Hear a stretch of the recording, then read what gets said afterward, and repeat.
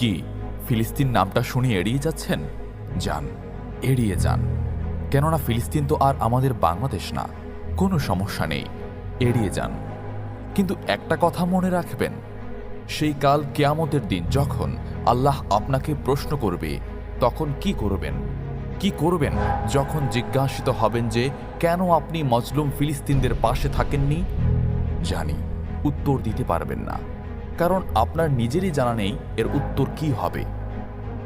এখন হয়তো বলতে পারেন যে আমি কি করে ফিলিস্তিনে গিয়ে মজলুমদের পাশে থাকব, কি করে এত দূর গিয়ে সাহায্য করব? হ্যাঁ, এইরকম প্রশ্ন যদি আপনার মনে উদয় হয়ে থাকে, তাহলে অবশ্যই আপনার মনে অলসতা আর বজ্রে ভরা। এই আধুনিক যুগে অস্ত্রের চেয়ে পাওয়ার হচ্ছে মিডিয়া, তাই মিডিয়ায় বেশি বেশি করে তা প্রচার করুন। হ্যাশট্যাগের মাধ্যমে প্রতিবাদ করুন। এই ক্ষুদ্র প্রতিবাদ একদিন অনেক বড় প্রতিবাদ হয়ে দাঁড়াবে।